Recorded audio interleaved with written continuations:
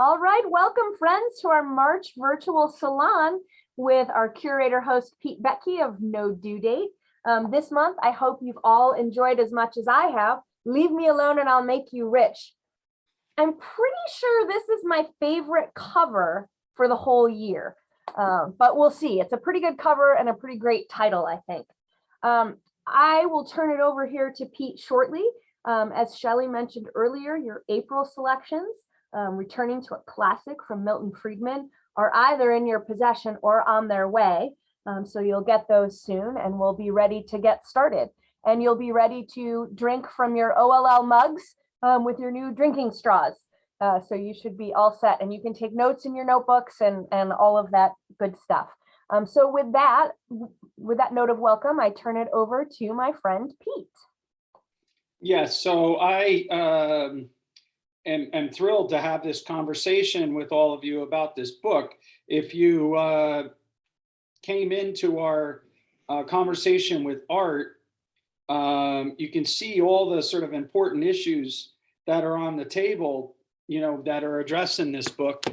One of the, from a very technical kind of big point, which is, as George Will puts it in his Conservative Sensibilities book, the problem with a lot of people is they don't know they think the difference between 3% annual growth and 2% annual growth is 1%. And they don't understand the miracle of compound interest on all of that. And what Carden and McCloskey do is show the sort of tremendous improvement to mankind that is made possible by progress, and gives you a very strong basis in history to see that progress being played out. And that's a what question, right? What happened, right? But then they provide a why answer to that question, which is ideas. It's ideas that, and many of us who believe in liberalism, begin in many ways with the claim that ideas matter, ideas change the world. And that's why we devote a lot of our time and attention to ideas. And, McCloskey and Carden, in many ways, what they're talking about, they hit both levels of ideas, I think. One level of ideas is the ideas among the intellectuals, or what McCloskey in her first book calls the clerisy. And the clerisy since 1848 has been anti-bourgeoisie, and McCloskey's trying to push against that. But I think more importantly, as the engine of growth, it's folk wisdoms that people in the society themselves, the ideas that animate their behavior, that affect their attitudes towards others and the way that they interact with others.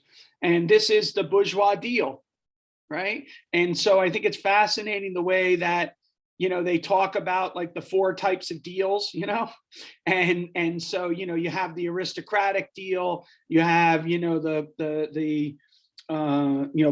basically the Bolshevik deal, you have the bureaucratic deal, and then, you have what they call the aristocratic, they call the blood deal, right? So the blood deal, you have the Bolshevik deal, you have the bureaucratic deal, you have the bourgeois deal.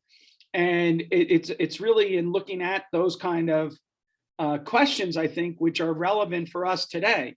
So like, what kind of world are we living in today? What deal are we asked to actually accept in the world that we live in today? And I probably said this before, and I don't want to belabor it too much, but I do think, that in a lot of our discussions about liberalism and society, and the role of the individual in the society, we do come down to kind of 2 very stark different paradigms. And one paradigm says that you need to have extraordinary people. So we invest in selection mechanisms to make sure that we select out the best and the brightest. And then we give them extraordinary powers. And then we expect them to achieve extraordinary things. On the other hand, we have another paradigm which says that ordinary people can do extraordinary things if we just give them the freedom to act on their intuitions and innovationism. And they, you know, and that's the bourgeois deal. Leave me alone and I'll make you rich.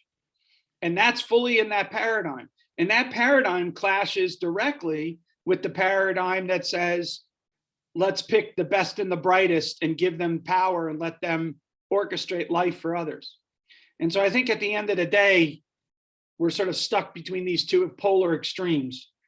And it's interesting to see how you build up the argument to pull from the one extreme back towards the other one, especially if that's the source of the progress that was made possible in the Enlightenment. So, all right, I don't have anything more. I want to have it all open for you guys to discuss. So, you know, use the raise hand function to jump in and make your comments. And if you have something you want to add in the chat, you know, Shelley will be looking at that. So you go from there. So, okay, Eugenio. Thank you. Hello, everybody. I am Eugenio Garza. I'm from Mexico. And I have a question for Professor Boettke. You said, you quoted this, like how ordinary people can do extraordinary things when they have freedom or liberty. What is the relationship between this idea with the ultimate resource by Julian Simon? I mean, what is the connection between the ideas of Julian Simon and this idea of how ordinary people can make progress? So I think a very close, tight-knit connection. I have a paper with my colleague Chris Coyne that's in a volume in honor of Julian Simon, which is on the micro foundations of the ultimate resource. And it stresses this issue of basically that, you know, I'm only quoting Ridley because I think Ridley has the best line, even better than the line that's in any line I could pick from McCloskey and Carden, and they have lots of good lines. But I really love this line by Ridley, who's getting at the same sentiment, which is that, you know, basically innovation is the child of freedom and the parent of prosperity. And I think once you know, think about that, it's kind of fascinating. And then I think the link to that is in Thomas Sowell's Knowledge and Decisions, which is my favorite book of Thomas Sowell's. The last paragraph of that book talks about the need to have the ordinary citizen to have the elbow room to be able to pursue their projects and not be asking for permission from their so-called betters. And I think that's ultimately what the system that we are trying to get to when we think about the bourgeois deal. And McCloskey and Carden do a fantastic job of relaying the thick history from the 3 volumes into a very readable 1 volume, in my opinion. But it's a defense of that position that you just mentioned. Yeah. Others. Yeah, Taylor. Yeah, I guess I've got a question for you in the group. Can you hear me? Yeah. Okay, question. When I took economics, it was a pretty long time ago, I kind of had the idea that most economists were, I guess, in support of the liberal project and would support the idea of this bourgeois deal. But I've seen numbers recently, I guess, that show that a lot of the economics profession is really kind of leaning the other way. Has become much more liberal in the modern sense. I would think that the Austrian professors don't feel that way. But I was wondering your perspective on what else is going on in the economics profession and to what extent this book was written, not just for lay people, but for economists.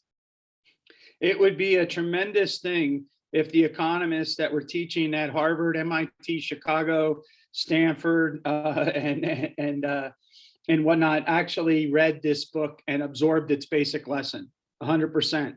I think if you did a survey of principles of economics classes and Principles of Economics textbooks, and you asked to see how many times they talked about entrepreneurship in those books, you would find very much paucity of it. And so there's many different ways, Taylor, to think about this. The easiest way to think about it, I think, is that economics from the time of Adam Smith until the early 20th century was primarily viewed as a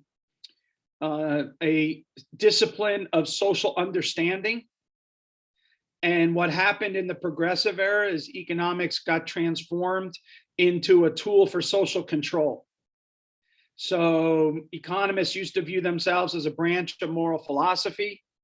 They were quite comfortable calling themselves political economy. But in the late 19th, early 20th century, economics was transformed into social physics. Therefore, it became economics. Okay. And economists were trained experts to control the economy, not philosophers trying to understand an already existing system. So think about it this way. Adam Smith's butcher, baker, and brewer existed whether or not Adam Smith put pen to paper or not. They already were engaged in that. Adam Smith's common woolen coat that ends up on the back of the day laborer was already there. And then Adam Smith is trying to ask, the how and why that comes about. Okay. And in modern economics, we may begin with a problem of unemployment, but then it's the economist's task to orchestrate a way out of that. And that's part of what they do. We're trained to intervene in the machinery of economic life in an optimal way. And that became the dominant way in which economists are trained. So the idea that economics is laissez-faire is insane, actually. It's a violation of actually looking at what gets taught in economics departments. Now, people say it all the time, especially English professors like to say it, but also a lot of economists say it. And they say, oh, economics is a right-wing discipline. It teaches, priority of the market or whatever. And I challenge anyone to look at a Principles of Economics textbook, leave the economic way of thinking aside, which is a textbook I'm involved with. But you look at economics textbooks, even the most market-oriented of those economic textbooks, let's say Tabarrok and Cowan, and you're going to find market failure, externalities, public goods, all of those things probably within, by the time we get to lecture 4, you're already talking about those issues. And so it's just not correct that people see the market as this perfect machine that always achieves its optimal outcomes and blah, blah, blah. And even that picture is a wrong picture. So anyway, I think that economics is in deep trouble at the moment. Yeah. It goes back to, as we talked about early on, Buchanan and his essay on what economists should do. Yep, exactly. Because the allocation paradigm is an engineering paradigm. The exchange paradigm is an understanding paradigm. Exchanges Buchanan gives us many different clues because exchanges are unfolding. Allocations are in fact optimal or suboptimal. But an exchange is constantly evolving. As Buchanan puts it, evolution towards a solution. Right? That's the phraseology he uses in the essay, evolution towards a solution. And he describes the market as a becoming, not the market as a state of affairs. And so it's all this process and exchange. And you can have rules that help bound that, but you can't control that.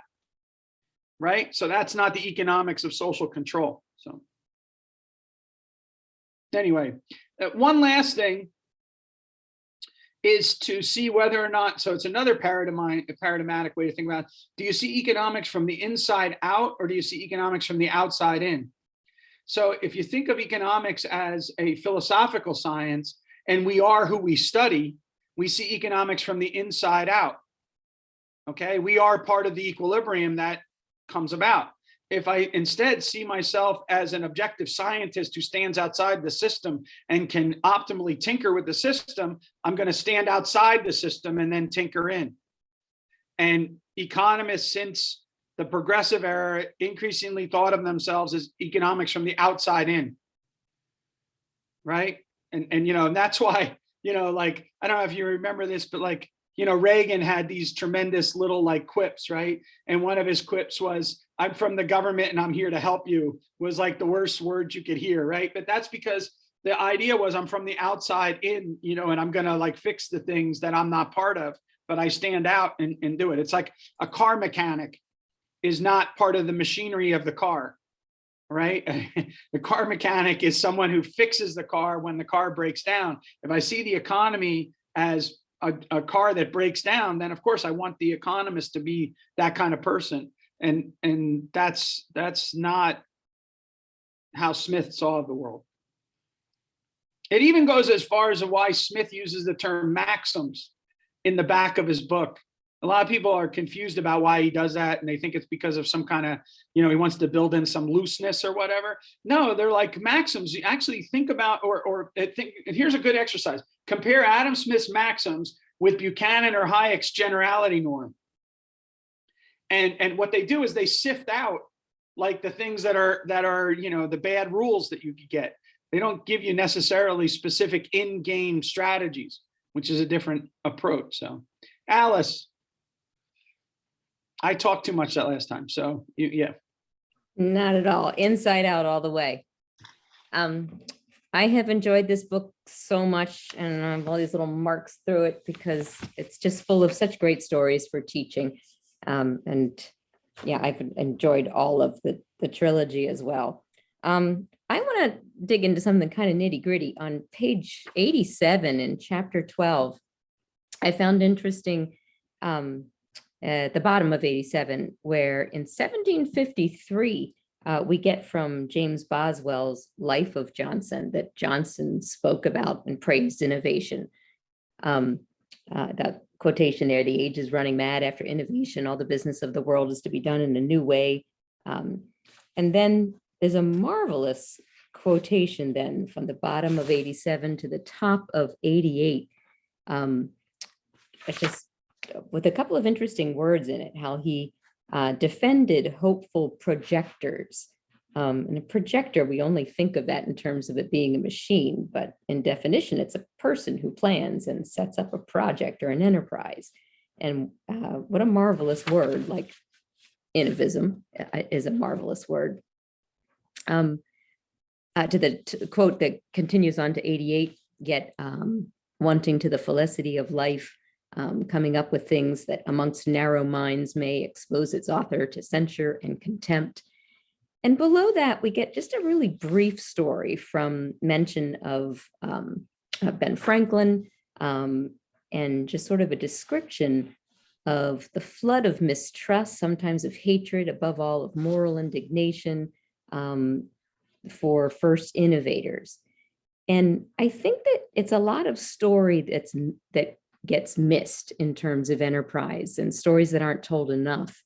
Something I encourage my students to listen to, and I don't know if this is available outside of the US, but there's a podcast that's called How I Make This. Anyway, it's stories of just every imaginable brand that we know is successful today, but it's the detailed, long account by the entrepreneur behind it and the number of failures and the hard work involved before these ideas that we see as this simple clothing line or this app or whatever it is that's discovered.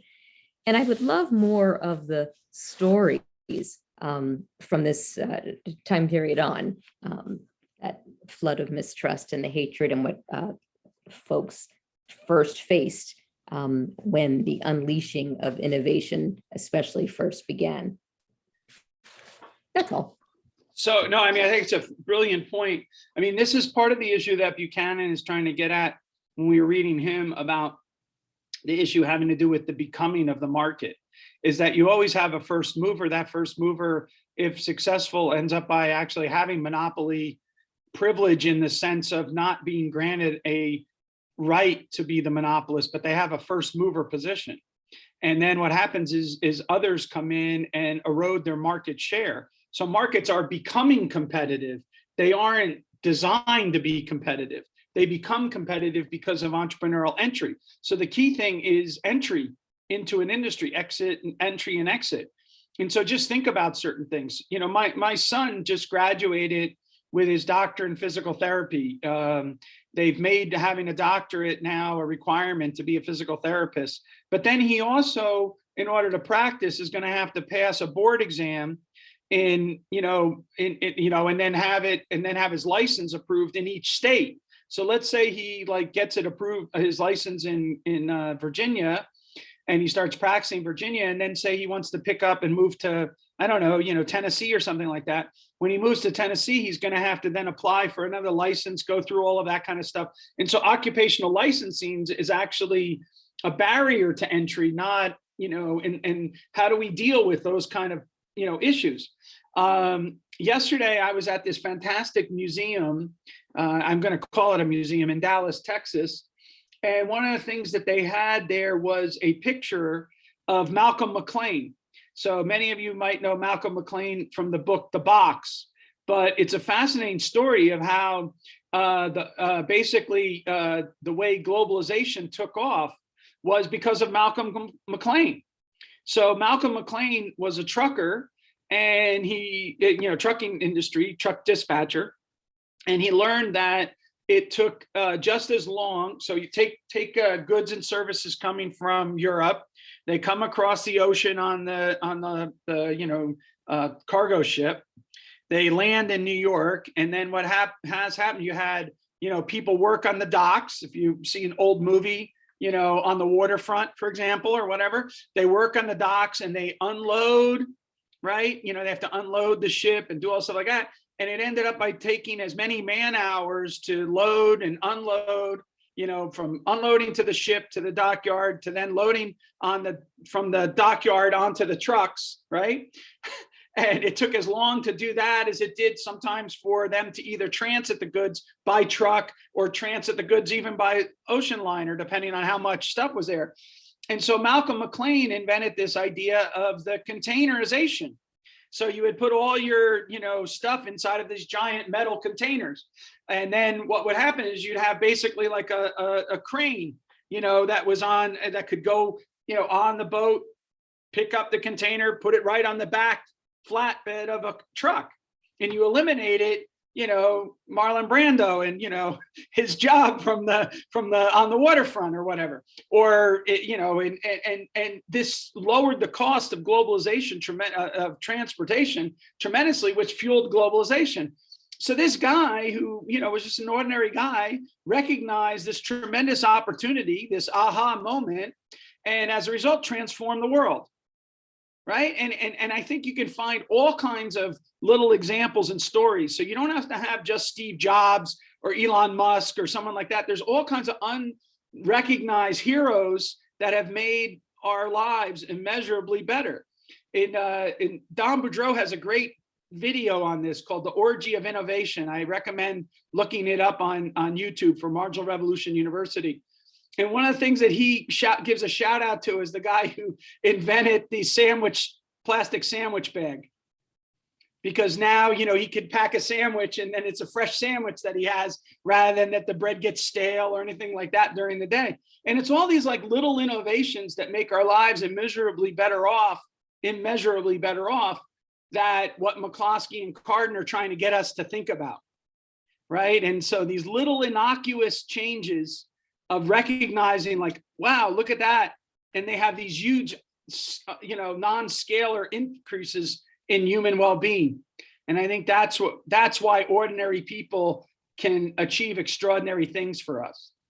And I think the more we tell that story, the better off we would be as a society, because we learn to appreciate, I think, more the value of freedom and individuals. What's the? Oh, okay. That's right. Yeah. All right. Alice. Did you have a follow-up? No, that was me, but I'll do a really quick follow-up. Yeah. McCloskey switched from market tested betterment in the trilogy to commercial tested betterment. I like market tested betterment better. And I'm just curious about what you think. Yeah, so, okay, so there's some subtle things that if we want to talk about that I would get myself in trouble with McCloskey. So one of them is I think that she overstates the dismissal of institutions. I also think she overstates the dismissal of capital accumulation. I think ideas are a spark that sets off the fire that leads to innovation, but capital accumulation is one of the things. So, you know, I'm more of a PT Bauer type person where you have small scale trading, small scale capital accumulation. You get medium-sized trading, medium-sized capital accumulation. You get large-scale trading, large-scale capital accumulation. And that's what wealth is: large-scale trading, large-scale capital accumulation. And the question you have to ask is, what's the trigger between each stage? And the trigger between each stage is institutions, right? Respect for private property, the move from status to contract, all these kind of things like that. Well, where do they come from? Well, they come from the ideas. So there's a way to reconcile all of these things as opposed to putting them in different buckets and saying, no, only this bucket, it really explains what's going on. And I get what McCloskey is doing because she says the timing doesn't work out. So, but if you think about it, we talked about this with Art as well. If you think about it, the timing is it's rules of the game and their enforcement by formal and informal structures. Well, what are your informal structures? Your informal structures are your norms, your mores, your virtues, right? Which McCloskey's talking about. And so in order to get institutions to work, they have to be enforced. And in order for them to be enforced, you have to lower the cost of enforcement, right? This is just intuition here, right? You have to lower the cost of enforcement. You lower the cost of something, you get more of it. So you want to have those institutions. So if I in name established private property rights, but I didn't have norms that lowered the enforcement costs, I would end up by having prohibitively high enforcement costs, which means I don't really have private property rights. I just have them in name. I don't have them in actuality.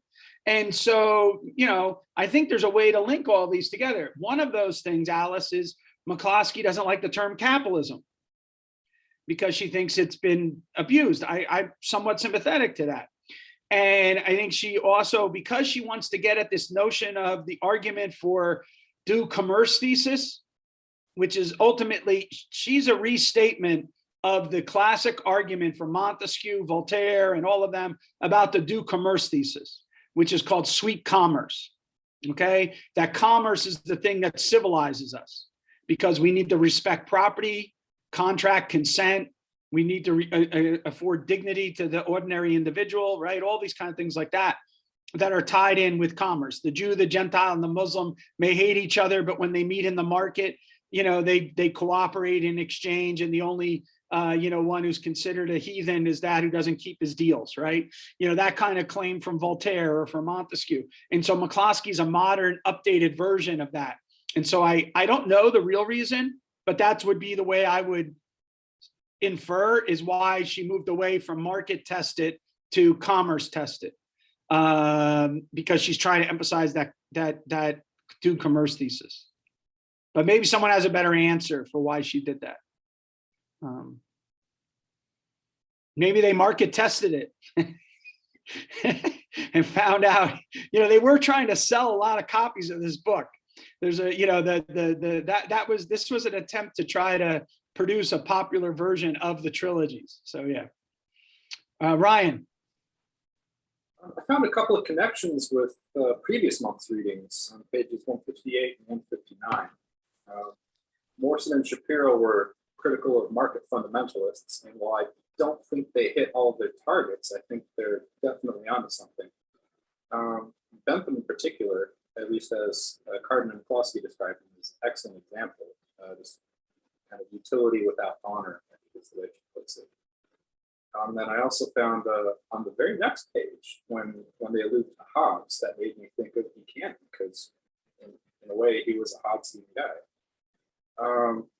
For example, they say that in describing the intellectual historian Dave Wooten, who wrote that book about the levelers. Yeah.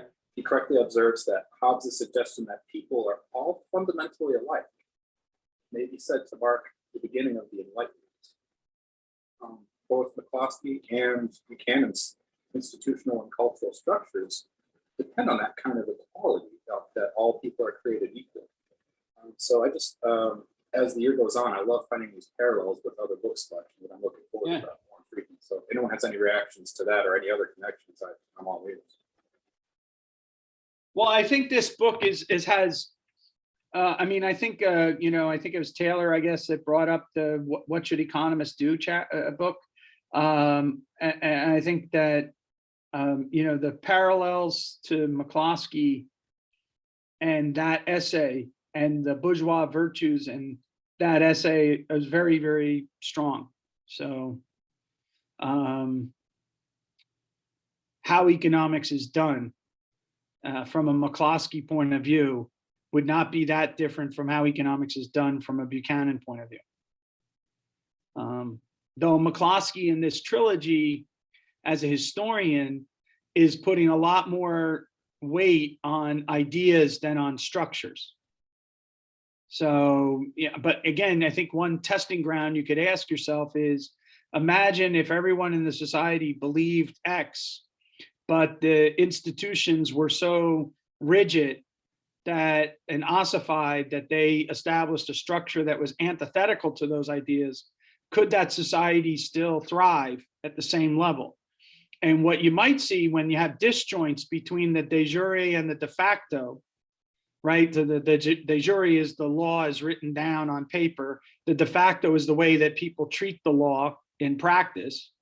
And we know lots of examples where the rules in use are actually far different from the rules that are on the books, right? Illicit markets in East, West, and wherever, right, or all over. But the problem with illicit markets is that they have limits when it comes to getting capital accumulation, because they have limits to being able to be served as collateral. That's what Hayek's law, legislation, and liberty is about. It seems Yeah. to be with this distinction between legis, which is legislation, and metis, which is more McCloskey and more cultural. Yeah. Exactly. Yep, exactly. So anyway, Scott drop out. Scott, you had your hand up.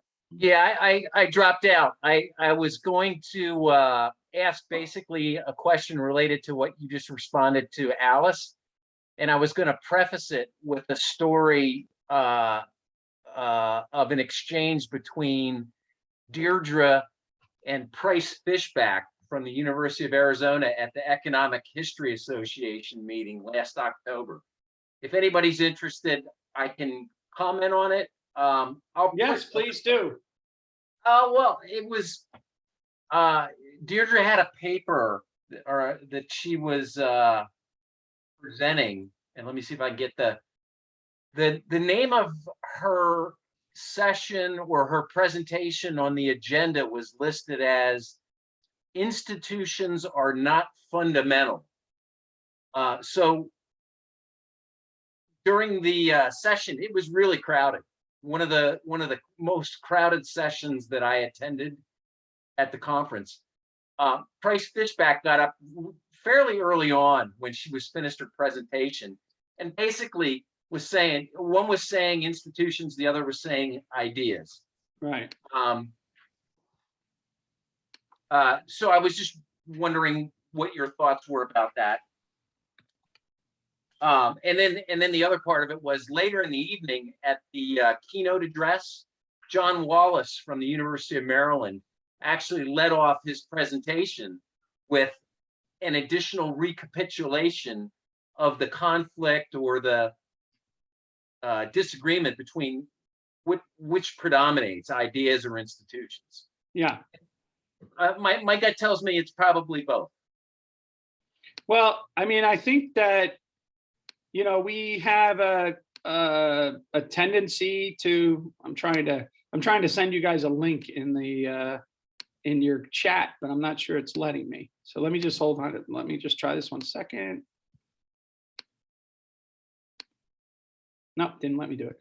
All right, there's a paper by Rosalino Candela, my colleague here at Mason, on Malcolm McLean and containerization, and just type in his name, Candela, Malcolm McLean, it will come up.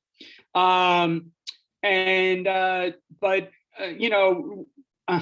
I wrote a book called The Struggle for a Better World. Okay, if you look at the back of that book, there's an endorsement from McCloskey that's extremely kind and very, praising of my book. So about 2 months after my book comes out, McCloskey writes this scathing review of my book and accuses me of all kinds of bad things. And the reason is that I'm trying to have a conversation with people like Acemoglu and Johnson and Robinson and Barry Weingast and Doug North and these other people. And as a result, what happens is that I take some of their argument as given to be able to argue with them about the importance of ideas, or I try to find ways in which ideas and institutions get blended together.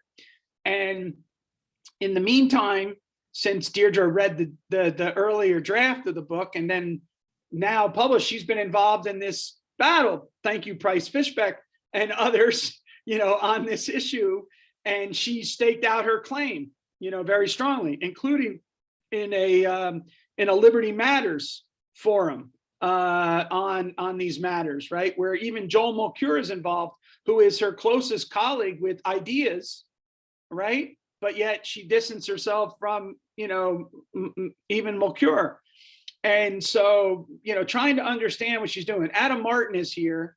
Adam Martin has a wonderful depiction of what McCloskey is up to in her work, which is that most economists are talking about capturing the gains inside of a Harburger triangle, okay? And what McCloskey wants us to think about is the gains when the supply curve shifts way to the right. All right, did I capture that right, Adam? I don't know if I did. Yeah, and it is true that what McCloskey's talking about as innovationism doesn't get talked about as much with institutions, because what you're doing is you're thinking about how a shift in the institutions will gain that little like triangle of deadweight losses. And so this is, anyway. So it's a complicated question. Adam has thought about this very well. Adam has a fantastic paper on the relationship between McCloskey and Israel Kirzner, which I think came out after maybe the second volume of the Bourgeois Virtues series, which was the one on why economists can't explain modern economic growth. And Kirzner has this notion of costless discovery as well. And so Adam tries to adjudicate between the two of them. And I think that probably is the best summary of what I think McCloskey is up to in many ways. Adam, do you want to jump in? I'm calling you out. I don't mean to. Yeah, I mean, I think that for me, one of the questions, and this goes back to your reservations about McCloskey, is I worry that there's a little bit of a two-step going on, and this might be getting too technical. But she talks in terms of the Harburger triangles when it comes to everything else, all the other explanations. So she's like, gains from trade, run the Harburger calculation, it comes out pretty small. Property rights, run the Harburger calculation, it comes out pretty small, so on and so forth. But my worry is that then she just says, okay, ideas, and that's going to cover the residual, the sort of solo residual, the remaining huge amount of growth, right? But I worry that a lot of those things could also affect the supply curve.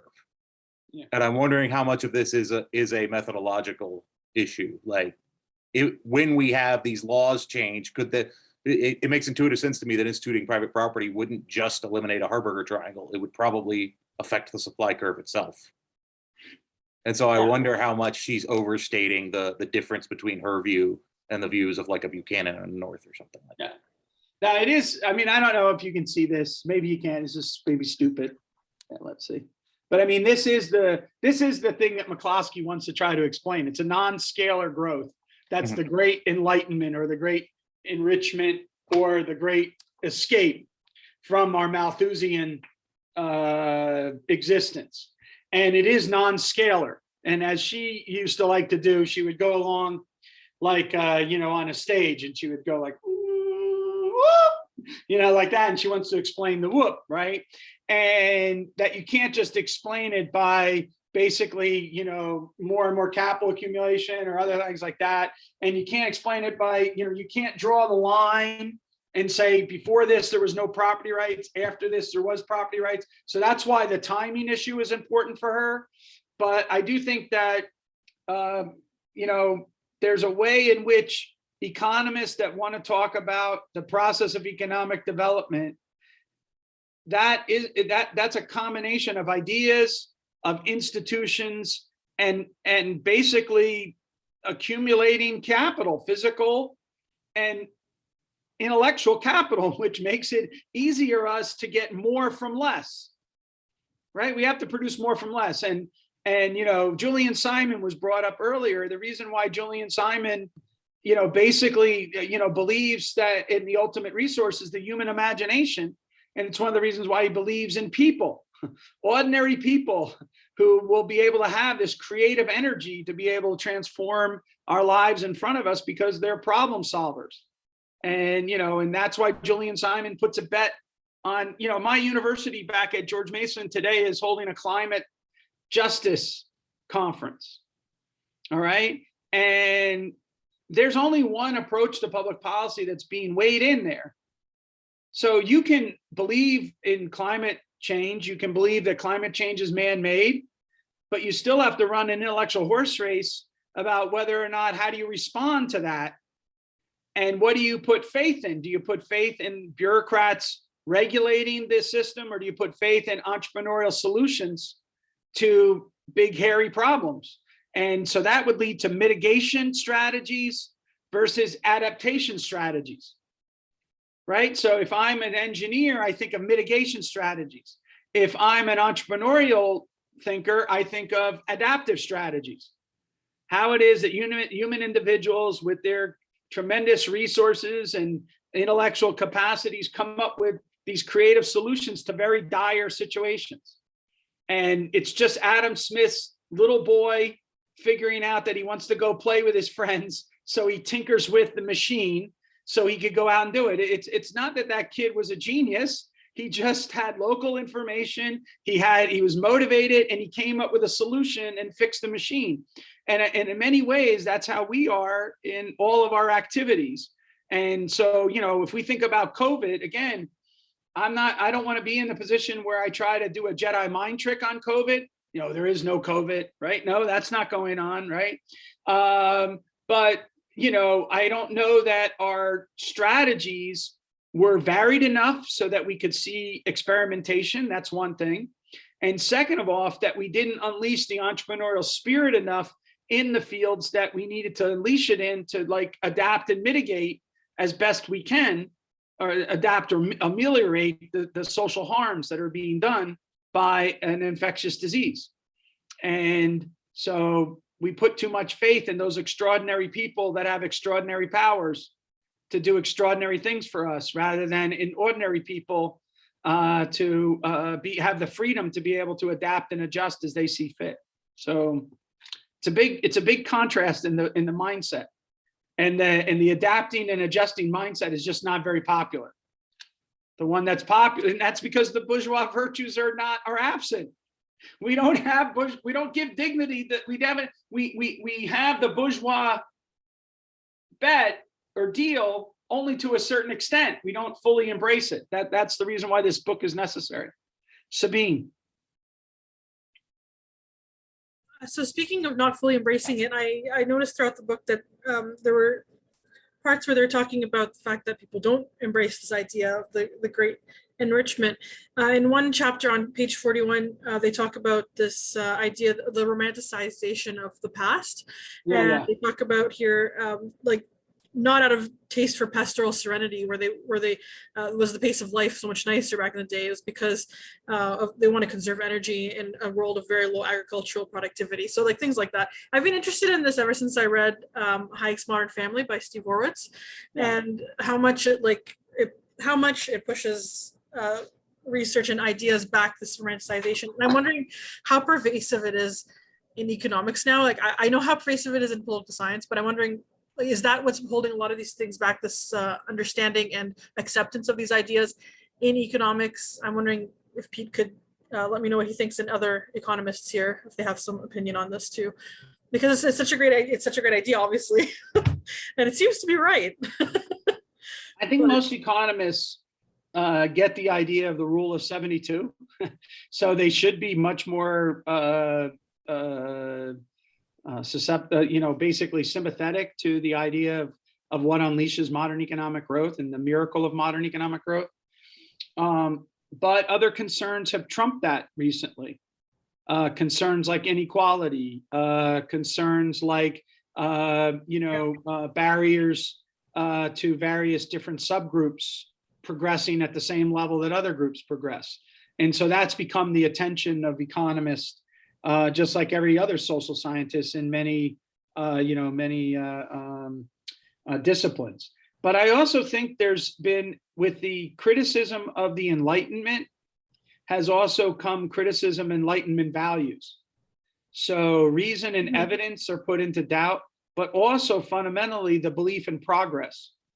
So when someone like Steven Pinker produces Better Angels of Ourselves or Enlightenment Now, he gets, really challenged for making kind of claims that like McCloskey and Carden are making, or Hans Riesling made in Factfulness, which is just, let's look at the videotape.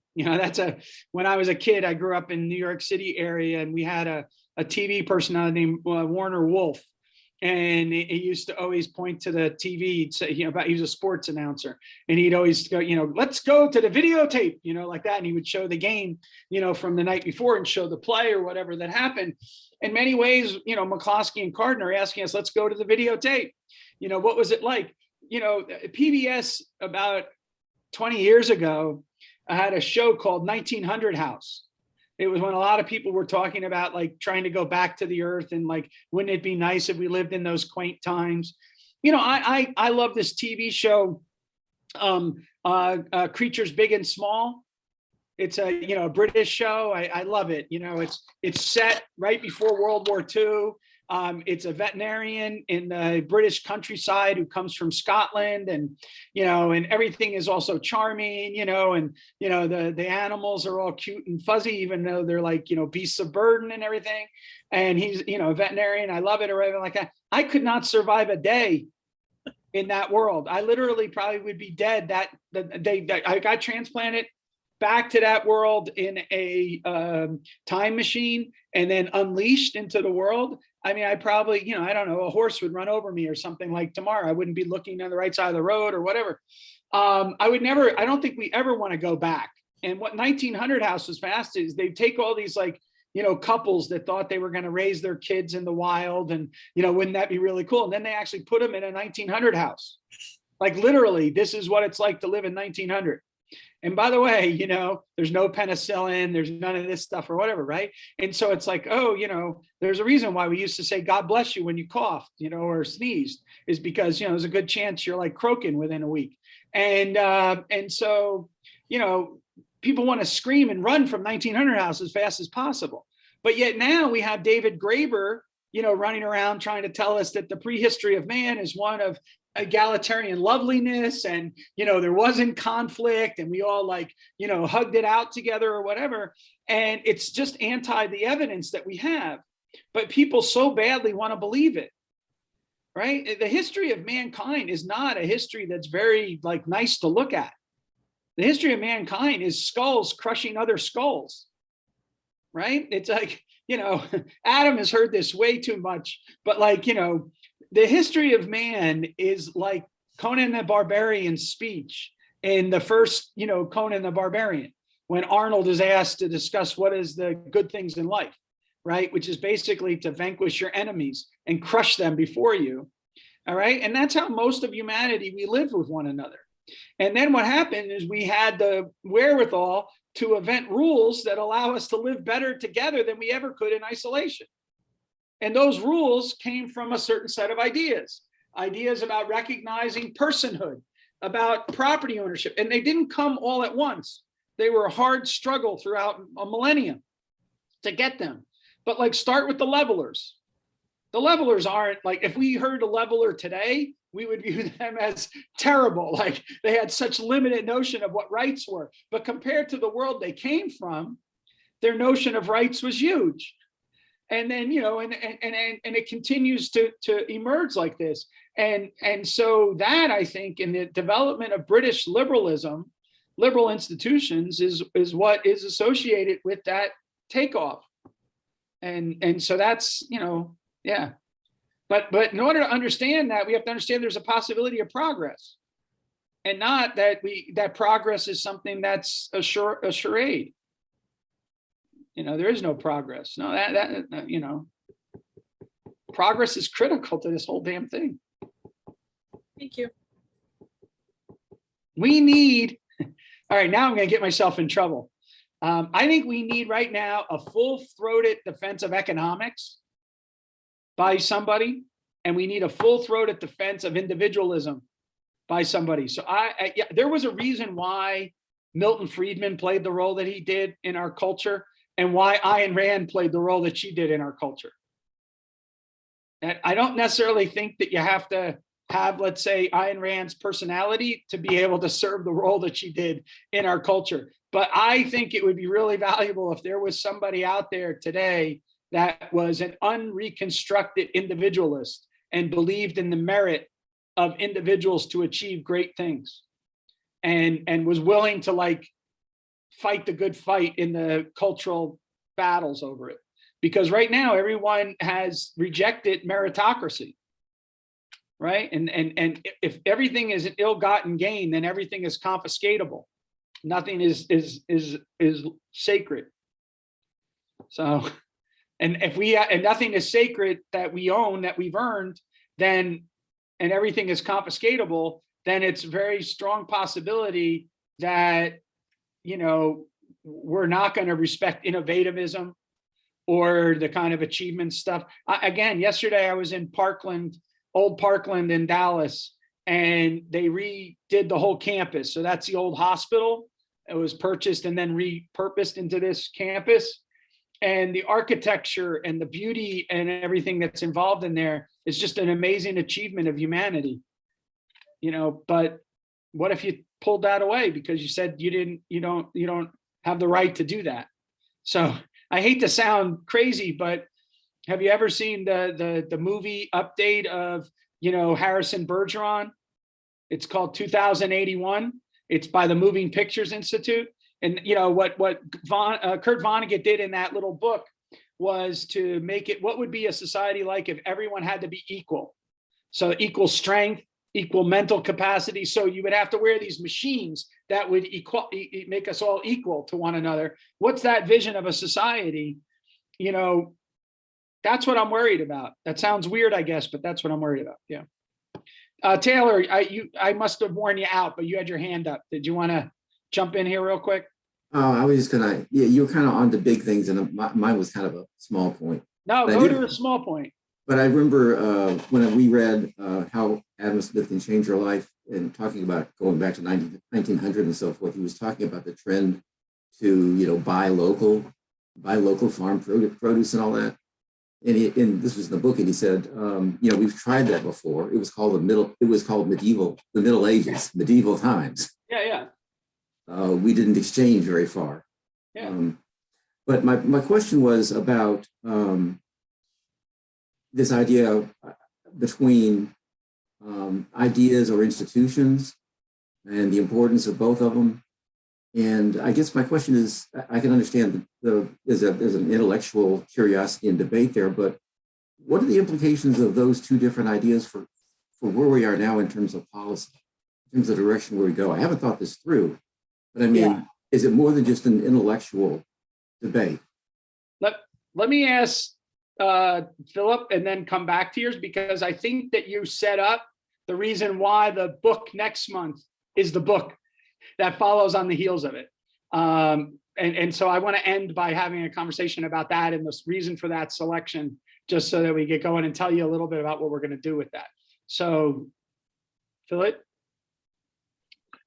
Yeah, first off, I have to admit this time I didn't take up the reading assignment, but I'm going to blame you because the last conversation you said people should really read this book, which happens to be Ludwig von Mises' Human Action.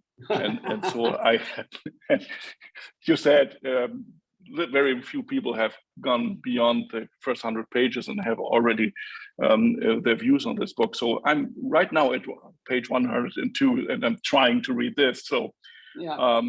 this one I skipped, but I wanted to come back to one of your concerns, which I share. That is that individualism has really currently is not in favor in established market countries such as US or here in Germany. And I wonder whether the current tribalism that I see will eventually destroy itself, because in the end, people will in seeking kind of a status that entitles them to certain benefits for being in a minority slash special special group, they might fractionalize even further, and suddenly they will see that they are all individuals with all, and everybody can differentiate him or herself from anyone else. So I see a certain self-destructive tendency in this kind of tribalism, and that was just an observation I wanted to share, but didn't want to interrupt the ongoing discussion. Well, it's two things I think that it causes a problem with. One of them is that these movements tend to eat their young, and so someone always is going to be violating the norms, and so they eat them and destroy them. And then the other, which is just part of a revolutionary kind of idea. But the other one is that they, to the extent they get adopted, part of the eating and self-destruction is that they end up by being rivals to one another on the rent race. And so then they eat themselves up in the rent race. The question is whether or not they can destroy themselves before they destroy the society within which they're operating, and because they fiscally destroy the society. And that requires people to identify it, stand against it, criticize it, and try to build in something else. And this is one of the things that gets back to Taylor's question now. There's a reason why there's a difference in the reception of Milton Friedman's Capitalism and Freedom and Milton Friedman's Free to Choose. When Capitalism and Freedom was produced, none of the major outlets reviewed it. He was viewed as a kind of a quacky, crazy person. If you read Capitalism and Freedom today, many of the proposals that Friedman had are just commonplace now. It's like, yeah, sure. Why wouldn't I argue that, right? And so the 20-year period between the production of Capitalism and Freedom and Free to Choose saw a tremendous victory of ideas by nobody less than Milton Friedman. Okay? So Friedman created the Friedman-esque revolution by being that powerful of a thinker.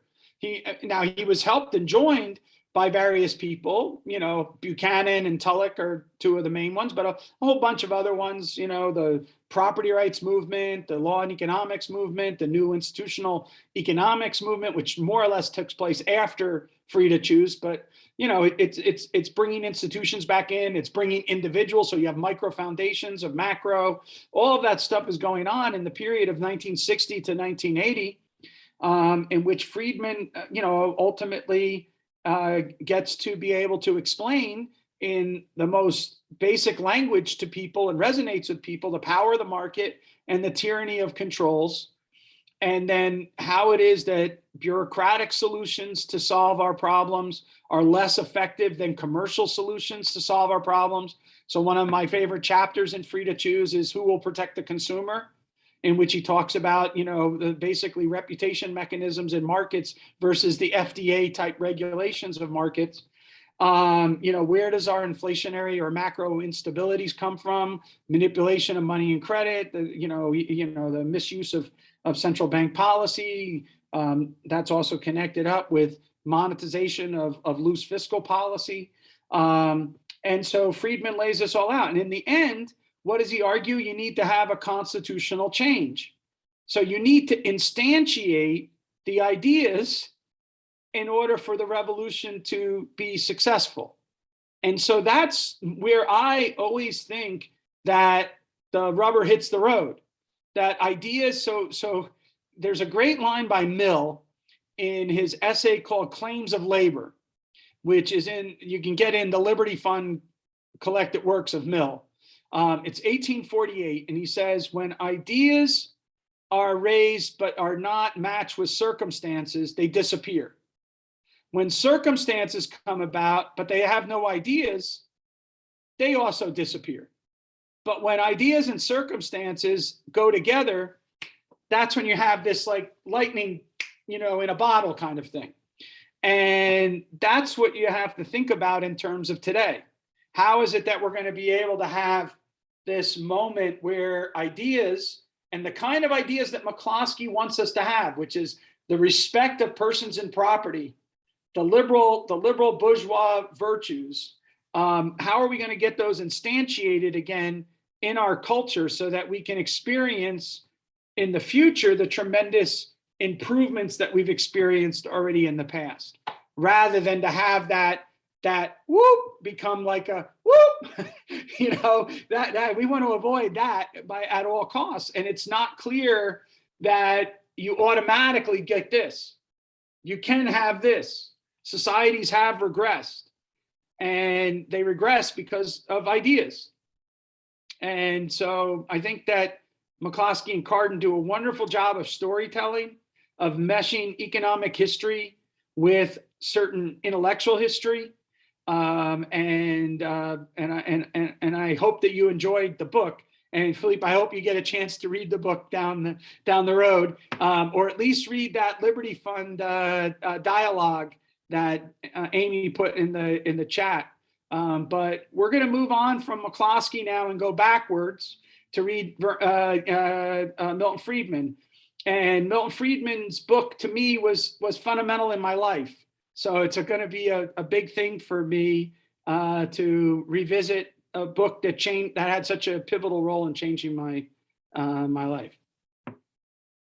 Where's Ryan on price theory? There we go. All right, friends, thank you very much for joining us today. This was, as always, a lot of fun.